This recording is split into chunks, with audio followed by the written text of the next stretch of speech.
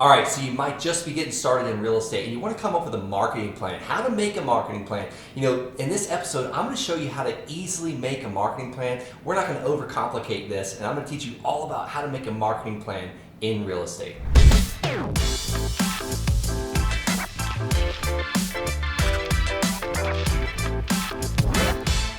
All right, so in this episode, I'm going to tell you what a marketing plan is, why you need one, and how to make it super simple to accommodate your real estate business. And stick with me, I got several free gifts for you along the way to make your life a lot easier with your marketing plan.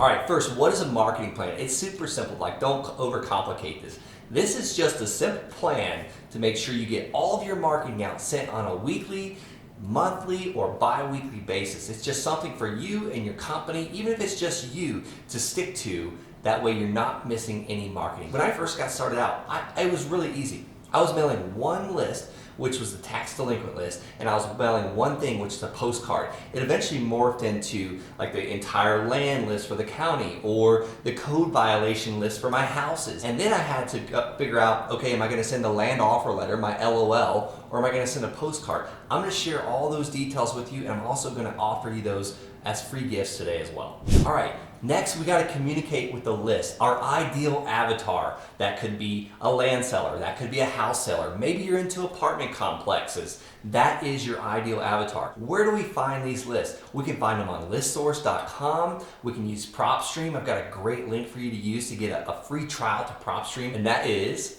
thelandsharkslist.com, thelandsharkslist.com. This is a place you can go, which is Propstream, and then by using this link, you're gonna get a free trial to use this to be able to download a list of your unique ideal avatar. That's your seller of land or your seller of houses. And you can pull really cool things on this list. You can find notice of defaults, people that are behind on their mortgages, and you can find people that are motivated to sell. That is the list you want to communicate with. All right, guys, I'm about to give you these exact mailers I'm using, but you've got to promise me not to click off this video because I have a lot more for you. I've got more free gifts for you. It's like what to say to these sellers when they live answer or call and you return the call back. This script has been formulated for about 6 years now, giving us maximum results. So let's go. All right, now how are we going to communicate? I prefer to start out with a postcard or my land offer letter, LOL. So I told you I was going to provide you those as free gifts today. If you go below in the description, you're going to see two different links. One is www.thelandsharks.com/postcard. This is the exact postcard that I still send out today and I started with back in 2015,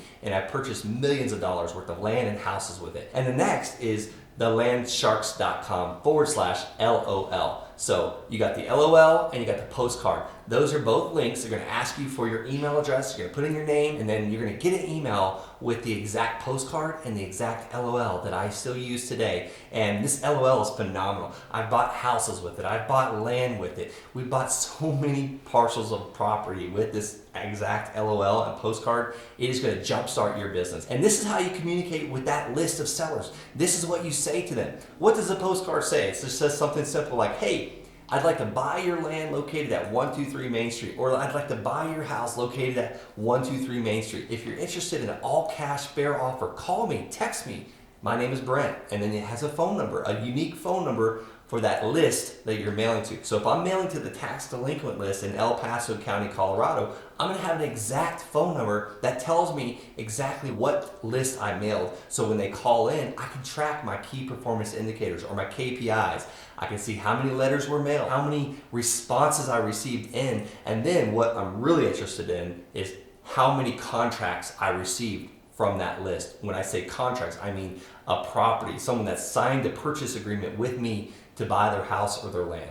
All right, so your marketing plan comes with a marketing calendar. Don't let this make you nervous or give you anxiety, because it really did with me in the beginning. Now, me and my virtual assistant that's in the Philippines, she tracks my marketing calendar. So each week, I want to send some type of mailer, and we usually send it on Thursdays. And there's a funny story why we send it on Thursdays. We used to send it on Monday. We would mark it every single Monday, religiously. It would say, on Monday, we need to send the tax delinquent list to El Paso County, and we would send it. And guess what happens? Those mailers were hitting on Thursday and Friday, and when my acquisition manager, Jen, she likes to drink wine at 5 p.m. on Fridays when she takes off, and like it's like a celebration, you know, great week down, gonna have a glass of wine and celebrate. She would start receiving phone calls about 5 p.m. on Fridays. So we had to change up our entire marketing system, which pushed the marketing calendar. So now we mail on Thursdays. And I hope not too many people take this trick in my area because it might give me a lot of competition, but that's okay. So we mail on Thursday, that way the mailers are hitting on Monday, that way Jen gets a fresh batch, or Chrissy, whoever the acquisition manager is for that area,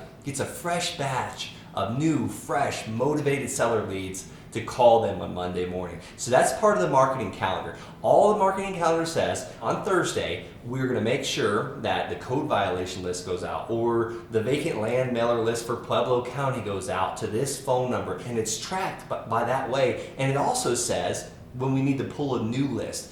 You know, for instance, the code violation list, we try and update that every single quarter. So there's 4 quarters in a year, so that's every 3 months, 3, 6, 9, 12. So every 3 months, we pull a new code violation list, and that's usually through an Open Records Act. For Colorado, it's called CORA, Colorado Open Records Act. But that's how we determine our marketing calendar. And this thing is always growing, it's always living, it's dynamic, and we like to use Google Sheets or the Google Calendar for that, so we can always track it and update it. That way my acquisition managers, they can see what's being mailed. That way I can see what's being mailed. And Ian is the one that controls this, and Ian is my virtual assistant in the Philippines. All right, so now that you're mailing this list, now that you're sending out letters, you need to be prepared to take these phone calls. And I prefer live answer. What does live answer mean? That means when a seller calls in and they want to sell something, you need to be prepared to answer that phone. And if you can't answer the phone, you need to get back to them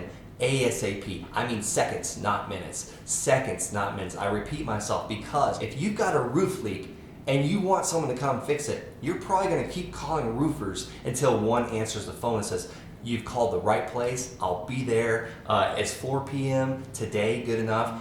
And then you stop calling people, because now the fire's out. You've got someone on the way, the doctor's been called. Think about this when people are looking to sell a property. They're motivated, they got an itch that you need to get scratched really quickly. And if you're on the phone with them and you set it in, you lock that appointment in, and I'm not trying to give hard sales tactics here, but you're giving them assurance that you are going to take care of the problem. Yes, ma'am. Yes, sir. You've called the right place. We buy land in Kentucky. Can you do a phone call today at this time? Or what's the property address? You want to make sure you start doing the dance with them so they don't feel like they've got to keep calling people.